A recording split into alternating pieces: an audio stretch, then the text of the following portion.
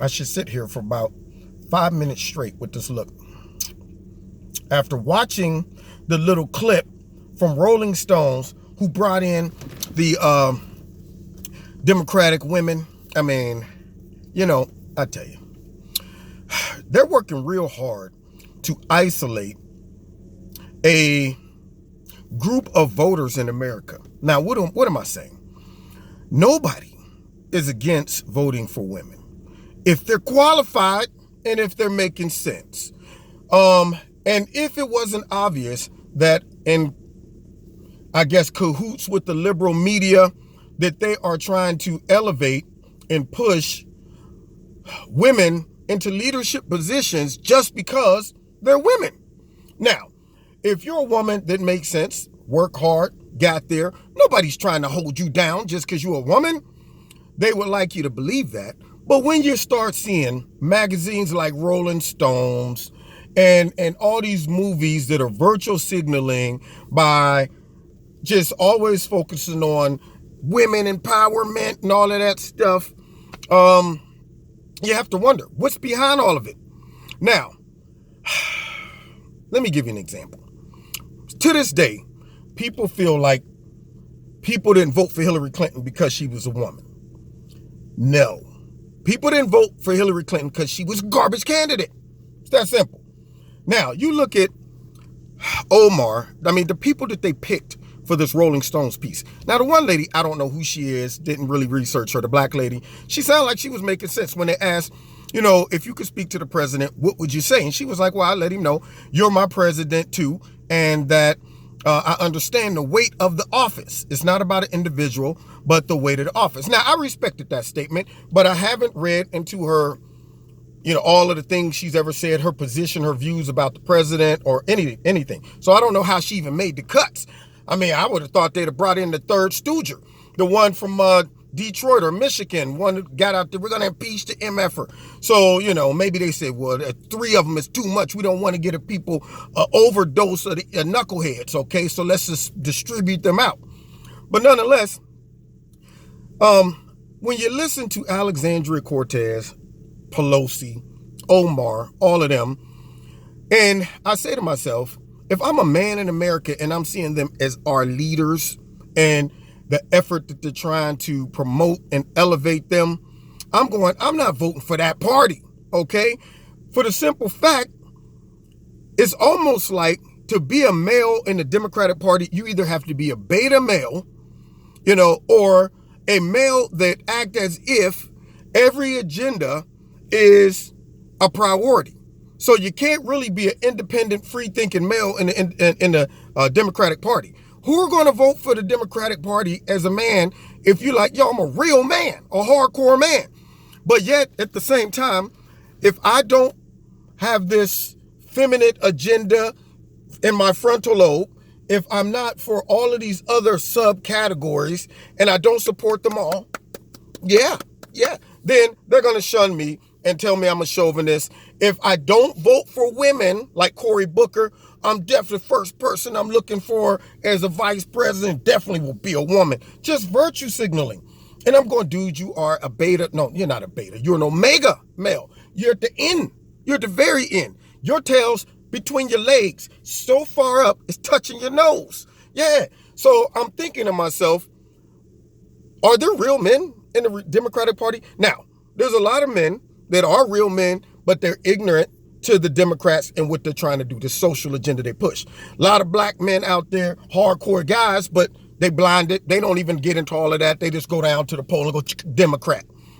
But anybody who knows a little bit about politics and seeing the social agenda that they're pushing, and a man is in there supporting that mess, I got to question some things. I don't know if you built for it tough. I mean, are you supporting the Gillette commercials? Is this the best you have to offer? Gillette.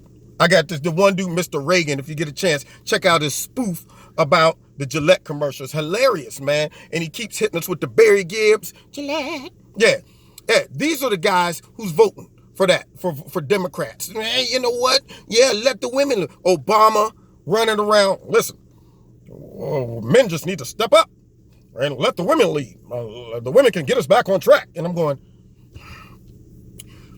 I will vote like Ivanka Trump. Ivanka, she ain't crazy. See, it's like going out on a date, y'all. If you had to go out on a date as a man, and let's just say you had Omar, you had Pelosi, and you had Cortez, and then you had Ivanka.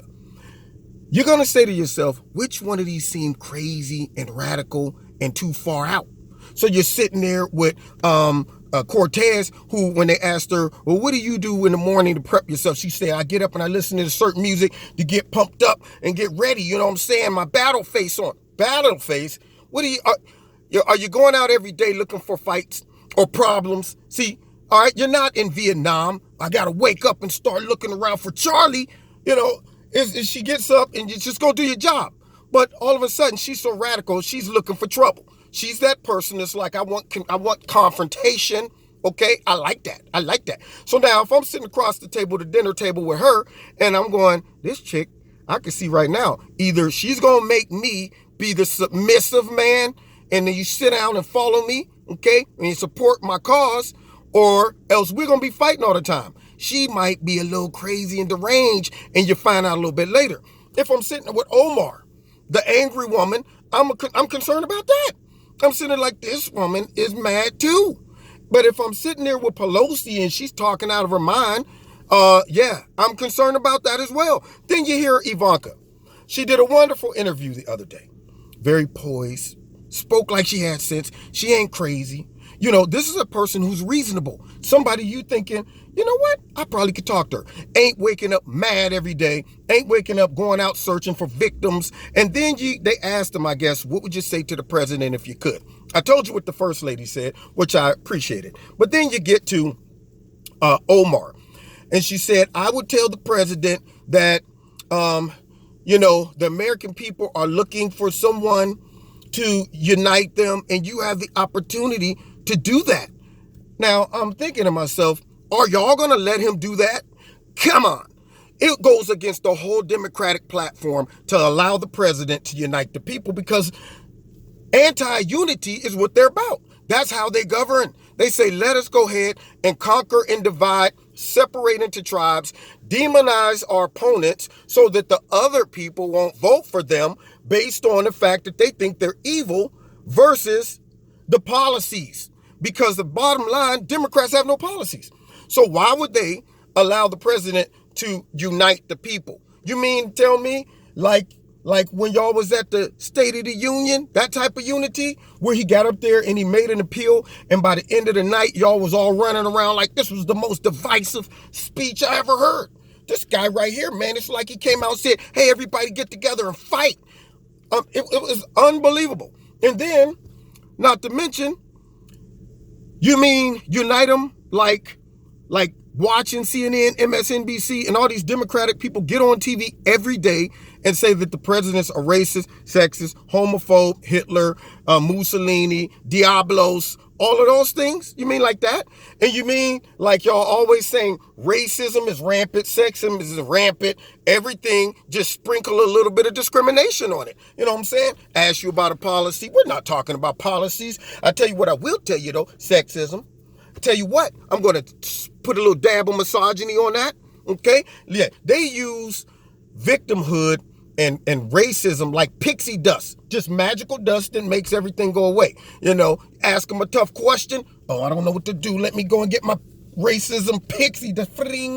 And people are like, just breathe in some racism. I'm sorry. Yeah, I won't ask you anything tough anymore. I guess that says it all. Racism. And then Pelosi. No, I'm going to get to that next one. Cortez. What would you say to the president? Probably nothing, because it's not worth showing him bringing any of the attention. Now I'm thinking to myself, okay, so you're a reprobate. You got that mind where it's like, I don't care what the scenario is. I'm not going to look for an opportunity to rectify stuff. I don't want peace. That's right. I don't want a civilized conversation. I'm here for confrontation. And you know, I'm waiting for her party to get sick and tired of her and get rid of her tail. She done messed up in New York. 25,000 jobs gone. Right out the window. Then she gets out there, throws out the stupid Green Deal and put all of them in a pickle. and they sitting there trying to run interference. Woo, that Cortez show is a trip. Well, I mean, the Green Deal, it's like it's a benchmark. See, it's just, we ain't worked out all the details, but it's going to work itself out over time. What, you want to do a vote now? What? Okay, wait a minute. Okay. You know what? Y'all trying to do the vote because y'all are trying to force it. Yeah. They doing everything they can to run interference for that nonsense. Then she gets on TV talking about, well, if y'all don't have an idea to shut up because I'm the boss.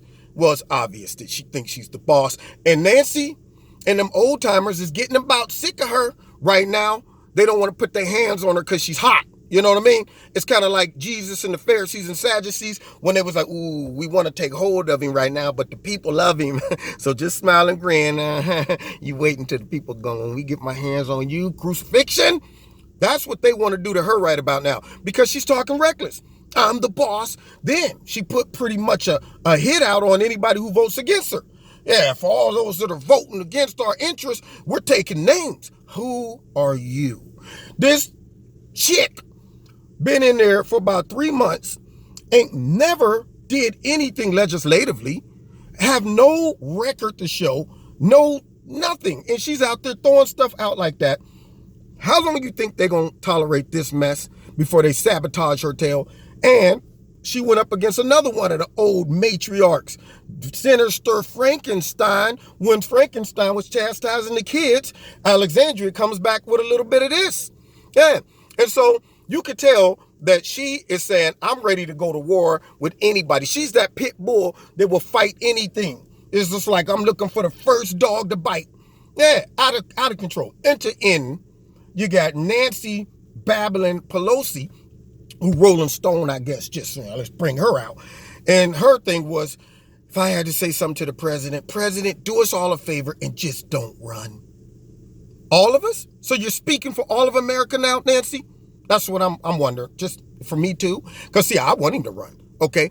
But see, I'm sure you would like that because in the minds of all these Democrats, they know they about to get the business and woe unto whoever runs against Trump. I'm going to tell you right now, he going to let them have it. Who you going to put up there? Beto? Yeah, get up there. He'll probably have Beto crying and asking for his mama before the end of the debate.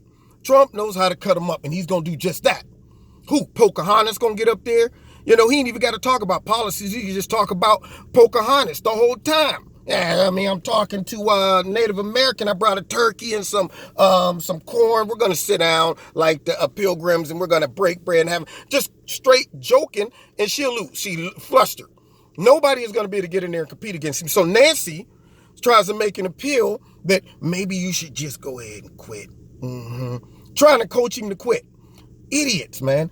But this is what we were dealing with. And you got Rolling Stone rolling them out there and saying, all right, we're going to go ahead and elevate you guys just based off of, you being a woman and empowering. Nothing that you've done impactfully. No, it's not about that. It's not about the substance. It's just about, the PR. It's about the virtue signaling and all of that stuff. It shows that we're inclusive. That's what it shows. And people will buy more of our magazines, but not this hardcore cat.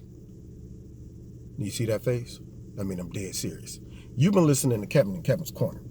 Find me every Wednesday night, 7:30 live in Kevin's Corner. Check me out on my radio blog talk show. The links are in the bottom.